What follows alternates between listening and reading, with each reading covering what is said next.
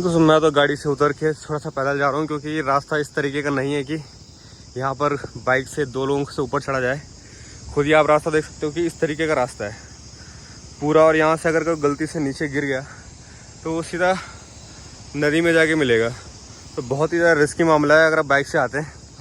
तो मैं तो बड़ा आज मैंने देखा था, लेकिन इस तरीके का सीन नहीं देखा था मैंने। हम भी ऐसे पहाड़ी है, हम भी ऐसे रास्तों में जाते हैं, लेकिन बहुत ही ज़्यादा मुश्किल है।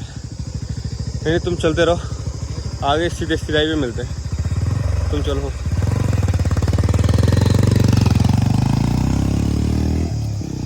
क्योंकि यहाँ पर बहुत ही ज़्यादा रिस्की मामला है। सामने से नदी आ रही है, व्यू बहुत खूबसूरत है। कल्पेश्वर महादेव अभी इस पहाड़ी के पीछे है, लेकिन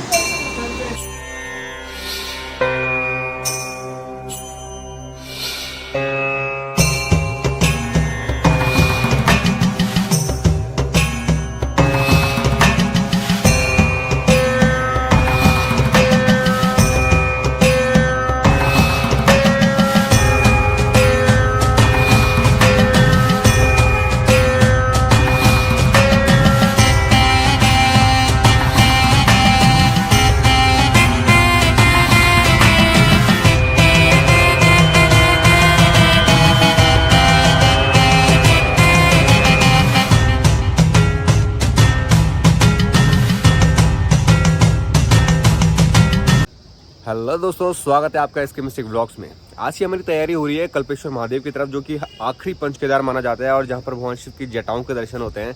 तो कल हम रुद्रनाथ से आए थे, रात को हम गोपेश्वर में रुके थे। काफ़ी बहुत ही प्यारी जगह गोपेश्वर मुझे लगी है, और यहाँ के जो रूम रेंट है वो भी काफ़ी सस्ते हैं। और डिपेंड्स करता है कि आप कौन से सीज़न में आ रहे हो, उस हिसाब से आपके रूम डिसाइड होते हैं। अभी सीज़न चल रहा है, लेकिन फिर भी हमें 500 तक का रूम पड़ गया था। तो फिलहाल अभी हम क्या कर रहे हैं कि आज हम यहीं पे अपना सामान छोड़ करके जा रहे हैं कल्पेश्वर की तरफ, और शाम को इस तरफ आएंगे, क्योंकि यहाँ से कम 2.5 घंटे का रास्ता है। तो जाके भगवान शिव के दर्शन करने के बाद वापस हम यहाँ पर आएंगे, और इसके बाद फिर दोबारा से नाइट स्टे यहाँ पे करेंगे। और आपको एक मंदिर और दिखाऊंगा जहाँ पर रुद्रनाथ भगवान की डोली जिस मंदिर में आती है, उसका नाम है गौरी शंकर मंदिर। तो यहाँ पर उनकी जो डोली के जो दर्शन है वो भी आपके कराऊंगा, कि कभी आप रुद्रनाथ ना जा पाएं सर्दियों के टाइम पे, तो उनके दर्शन करना चाहते हैं तो आप इस मंदिर में आके कर सकते हैं। वो मंदिर भी आपको एक्सप्लोर कराऊंगा। तो आप इस वीडियो को देखिए, और आपको भगवान शिव से जुड़ी हुई और भी रोचक चीज़ें मैं आपको बताने वाला हूँ कल्पेश्वर में जाके। तो आप देखिए आगे क्या क्या होता है, और मैं आपको दिखाता हूँ अभी यहाँ का जो एरिया है, यहाँ का जो नज़ारा है और यहाँ का जो सीन है, बहुत ही ज़्यादा प्यारा है। देखिए और बताइए कि कमेंट बॉक्स में कैसा आपको लगा है। ये है दोस्तों पूरा गोपेश्वर का जो मार्केट एरिया है और रेजिडेंशियल एरिया है, और बहुत ही प्यारा तरीके से, मतलब मुझे तो बहुत अच्छा लगा ये। और कल हम रात को मार्केट घूमे तो मार्केट भी इसका काफ़ी सुंदर है, और जो जिस तरीके से घर बने हुए हैं ना, देखने में बहुत ही ज़्यादा सुंदर लग रहे हैं। अगर आप यहाँ से ड्रोन उड़ा करके देखेंगे तो आपको जो ये इस जगह की जो खूबसूरती है ना, वो अलग ही तरह की पता चलेगी। नीचे सामने स्टेडियम बना रखा है लोगों के खेलने के लिए। यहाँ पे आप ऑफिशियल मैचेस वगैरह होते हैं, जो कि लोकल लेवल पे होते हैं। इंटरनेशनल लेवल वाला जो फील्ड है वो नहीं है। लोकल लेवल में जितने भी आपके मैचेस होते हैं, चाहे वो वॉलीबॉल हो, क्रिकेट हो, रेस हो, आपके इस फील्ड में होते हैं। और ये जो घर हैं आपके, सभी टीन की इनकी छतें बना रखी हैं मोस्ट ऑफ द जगह पे। आप ये देख सकते हो, ये हरी टीन की छतें हैं। और यहाँ पर जो घर, जिस होटल में हम रुके हैं, बेसिकली घर ही है। इन्होंने अपने 6-7 कमरे एज अ होम स्टे यहाँ पे दे रखे हैं, इसलिए हम यहाँ पे सस्ता भी पड़ गया। और वैसे भी हम जहाँ पे जाते हैं तो इस तरीके से हम सस्ता हो ही जाता है, क्योंकि एक लोकल का एक फ़र्क पड़ जाता है कि हम कहीं भी जाते हैं तो उस तरीके से आप बातचीत करके अपने जो कॉस्ट है उसको कम बजट में ला सकते हैं। तो फिलहाल जो मुझे एरिया लग रहा है वो तो बहुत सुंदर है। और जो रुद्रनाथ की जो ट्रैक है आपको इस तरफ से दिखाई दे रहा होगा, जो आपको बादल दिखाई दे रहे हैं, इसके पीछे आपका रुद्रनाथ मंदिर है। और कम से कम 24 किलोमीटर का ट्रैक है, जो कि हमने 8 घंटे में पूरा किया। जो लोग थे वो भी ये कह रहे थे कि यार 8 घंटे में इतनी जल्दी कैसे पूरा कर लिया, लेकिन हम चलने में थोड़ा सा तेज़ हैं, इसलिए बहुत जल्दी हो गया, वरना लोगों को कम से कम 2 से 3 दिन लग जाते हैं। तो चलिए मैं आपको दिखाता हूँ कि यहाँ पे किस किस तरीके से चीज़ें हैं, और इसके बाद हम निकलते हैं कल्पेश्वर महादेव की तरफ। कम से कम 2.5 घंटे का रास्ता है, तो 2.5 घंटे के बाद हम देखते हैं कि वापस यहीं पे आएंगे, और इसके बाद आपको यहाँ की और भी चीज़ें एक्सप्लोर करवाऊँगा।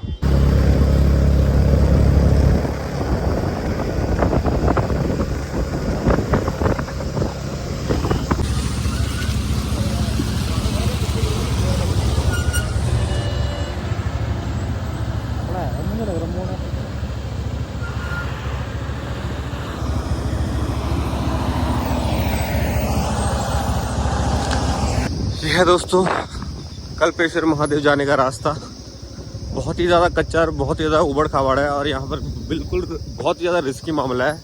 कोई भी अगर अपने व्हीकल से आता है या फिर कैसे भी आता है तो मोस्टली यहाँ पे मुझे लगता है जितने भी लोग आते होंगे पर्सनल व्हीकल से आते होंगे, क्योंकि पब्लिक ट्रांसपोर्ट का तो यहाँ पे मुझे कोई नामो निशान दिख नहीं रहा, और किसी भी तरीके से ऐसी कोई मुझे दूर दूर तक पब्लिक ट्रांसपोर्ट यहाँ पे शो नहीं हो रहा। तो फिलहाल तो बहुत ही डेंजरस रास्ता यहाँ पर फील हो रहा है। ये देखिए किस तरीके से यहाँ पर अभी सड़क बनी हुई है।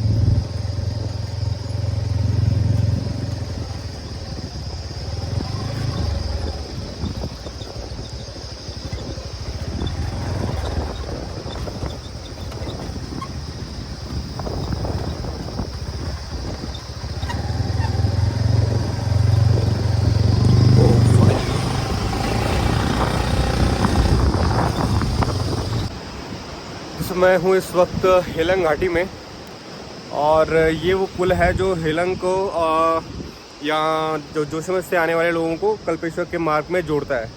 लेकिन इस रोड की जो हालत है बहुत ही ज़्यादा ख़राब है, और ऐसा नहीं कि कोई कच्ची रोड है या फिर यहाँ पे ज़्यादा ट्रांसपोर्टेशन नहीं है, काफ़ी बिजी रोड है, लेकिन यहाँ पे जो रोड की हालत है बहुत ही ज़्यादा ख़राब है। और यहाँ पे जितने भी मेरे ख्याल से जो लोग आते हैं, या तो जो गाँव वाले लोग हैं वो हैं, और या फिर जो कल्पेश्वर महादेव जाने वाले लोग हैं वो हैं। तो इस तरीके से जो ये रोड है, मतलब काफ़ी सालों से लोग यहाँ के इंतज़ार कर रहे हैं कि यहाँ पर रोड बन जाए, लेकिन यहाँ पे जो रोड है वो बनने का नाम नहीं ले रही है। और इस तरीके की रोड है कि आप पूछो मत, बहुत ही बदहाल स्थिति में है पूरी। ऊपर इससे अभी थोड़ी दूर बाद कल्पेश्वर महादेव का भी जो रास्ता है वो आएगा, तो अभी हम वहाँ जाकर देखते हैं कि क्या वहाँ का सीन है और किस तरीके से रोड अभी तक हम वहाँ पहुँचाना पड़ेगा। आप बस इस वीडियो एंजॉय करते रहिए और देखते रहिए एसकेमिस्टिक ब्लॉग्स।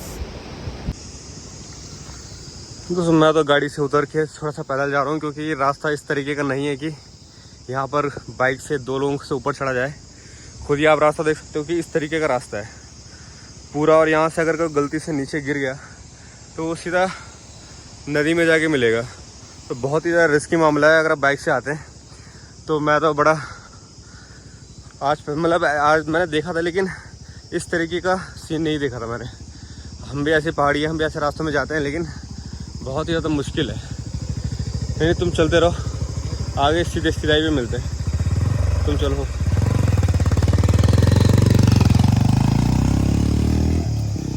क्योंकि यहाँ पर बहुत ही ज़्यादा रिस्की मामला है। सामने से नदी आ रही है, व्यू बहुत खूबसूरत है, कल्पेश्वर महादेव अभी इस पहाड़ी के पीछे है, लेकिन बहुत ही ज़्यादा प्रॉब्लम है। तो मैं तो अभी बाइक से उतर के पैदल थोड़ा सा आगे तक जा रहा हूँ। पैरों में बहुत दर्द हो रहा है, क्योंकि कल 24 किलोमीटर का ट्रैक करके गए थे।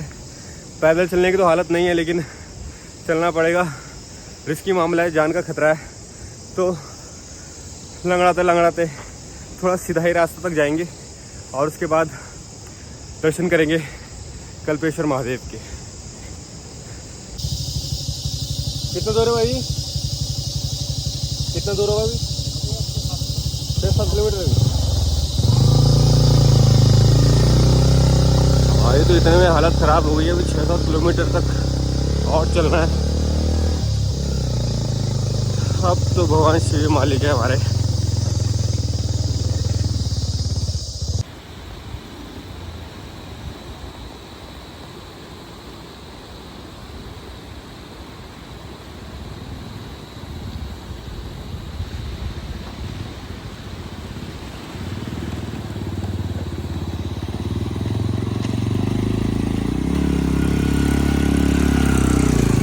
ये निकल चुके हैं पानी के बाहर। तो फाइनली दोस्तों मैं पहुंच चुका हूँ कल्पेश्वर मंदिर में, और अभी हम आगे चले गए थे, लेकिन रास्ता नीचे वाला था। 2 रास्ते आते हैं जो पुल क्रॉस करके जाना होता है हम उस साइड। तो काफ़ी मुश्किल भरा रास्ता था, काफ़ी डेंजरस रास्ता था, और रास्ते में हर कदम पर न सिर्फ भगवान शिव, हमें दुनिया के सारे भगवान याद आ गए कि बस अब कहीं ना जाएं हम। तो बड़ा खतरनाक रास्ता है, और इस रास्ते को क्रॉस करके हम पहुँच चुके हैं कल्पेश्वर मंदिर। और अभी हम क्रॉस करेंगे इस पुल को और जाएंगे मंदिर की पहाड़ी पर। बहुत ही मतलब कम डिस्टेंस है वैसे पैदल का, और क्योंकि गाड़ी यहाँ तक आती है, लेकिन जहाँ तक भी गाड़ी आती है बड़ा खतरनाक रास्ता है। इससे अच्छा अगर इसको भी पैदल ट्रैक बना दिया जाए तो आपके लिए भी ये तीर्थ होगा। अदरवाइज़ आप बड़े थिल करके यहाँ पे आएंगे। जो कमज़ोर दिल वाले हैं वो तो मैं कहता हूँ कि ना ही आएँ, क्योंकि वो जितना गहराई में देखते हैं उनका जो हालत है वो वैसे ही ख़राब हो जाती है। लेकिन यहाँ पहुँचने के बाद भी जो व्यू है, जो मौसम है, जो नज़ारा है, जो नेचर का, बहुत ही ज़्यादा प्यारा है। और मतलब पहुँचने के साथ तो मज़ा आ गया, लेकिन यहाँ तक पहुँचते पहुँचते बड़े हालत ख़राब हो गई थी। ये वो रास्ता है जहाँ से अभी क्रॉस करके जाने वाले हैं हम महादेव के पास, और महादेव का मंदिर वो ऊपर है चोटी पर। तो ये पुल को अभी हम क्रॉस करेंगे। कल्पेश्वर महादेव मंदिर उत्तराखंड राज्य के चमोली जिले में स्थित पंच केदारों में से सबसे अंतिम केदार है, जहां एक और सर्दियों की भीषण बर्फबारी के कारण बाकी चारों केदार 6 महीने के लिए बंद कर दिए जाते हैं। वहीं पर कल्पेश्वर महादेव मंदिर अपने भक्तों के लिए हर समय खुला रहता है। कल्पेश्वर शिव मंदिर का संबंध केवल भगवान शिव से नहीं है, बल्कि इसका इतिहास अन्य घटनाओं से भी है, जिस कारण कल्पेश्वर महादेव मंदिर का जो महत्व है वो और भी ज्यादा बढ़ जाता है। इसलिए मैं आज आपको कल्पेश्वर महादेव मंदिर की पूरी जानकारी दूंगा। मान्यता है कि इस मंदिर का निर्माण महाभारत के समय पांडवों के द्वारा किया गया था। कल्पेश्वर मंदिर के निर्माण की कथा के अनुसार जब पांडव महाभारत का भीषण युद्ध जीत गए थे, तब वह गौ हत्या के पाप से मुक्ति पाने के लिए भगवान शिव के पास गए थे, लेकिन शिव उनसे बहुत नाराज थे। इसलिए शिव बैल का अवतार लेकर धरती में समाने लगे। तब भीम ने उनको देख लिया था। भीम ने उस बैल को पीछे से पकड़ लिया, जिस कारण बैल के पीछे वाला भाग वहीं रह गया, जबकि अन्य 4 भाग अलग अलग स्थानों पर निकले। इन 5 स्थानों पर पांडवों द्वारा भगवान शिव के शिवलिंग की स्थापना की गई, और जिन्हें आज की डेट में हम पंच केदार के नाम से जानते हैं। कल्पेश्वर मंदिर में भगवान शिव के बैल रूपी अवतार की जटाएं प्रकट हुई थी, और बैल का जो भाग भीम ने पकड़ा था वो केदारनाथ मंदिर है। और अन्य 3 केदार, मधमेश्वर में नाभि का दर्शन आप करते हैं, तुंगनाथ में भुजाओं का दर्शन करते हैं, और रुद्रनाथ में मुख का दर्शन आप करते हैं। और कल्पेश्वर मंदिर पंच केदारों में से सबसे 5वां और आखिरी केदार के रूप में जाना जाता है। दोस्तों, हिंदू धर्म में कल्प वृक्ष को स्वर्ग का सबसे महत्वपूर्ण वृक्ष माना जाता है। इसी वृक्ष को भगवान श्री कृष्ण अपनी सत्यभामा के कहने पर स्वर्गलोक से पृथ्वीलोक पर लेकर के आए थे। पृथ्वीवासियों के लिए वृक्ष वरदान देने वाला होता है। प्राचीन समय में कल्पेश्वर की इसी भूमि पर कल्प वृक्ष हुआ करते थे।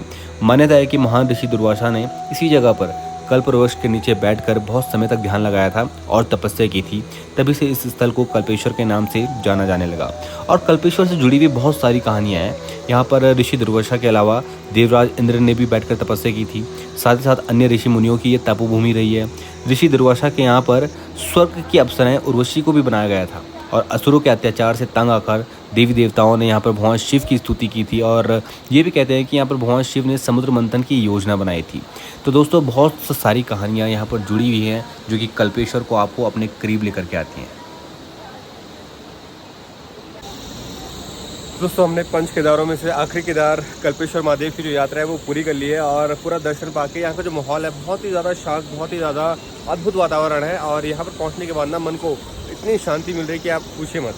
अभी तक हम जितने भी 4 केदार हम गए हैं, उनमें से केवल जो तुंगनाथ महादेव है और कल्पेश्वर महादेव, इन्हीं महादेव की जो दर्शन है हमने अच्छे से किया है, क्योंकि उनके शिवलिंग को हम छू पाए हैं, उनको देख पाए हैं, उन पर जल अर्पण कर पाए हैं, केवल महादेव तुंगनाथ में और कल्पेश्वर में। बाकी जितने भी केदार है, जैसे केदारनाथ हो गया और रुद्रनाथ हो गया और मधमेश्वर हो गया, वहाँ पे आप दूर से दर्शन करेंगे और आपका जो जल है वो पुजारी जी वो अर्पण करते हैं।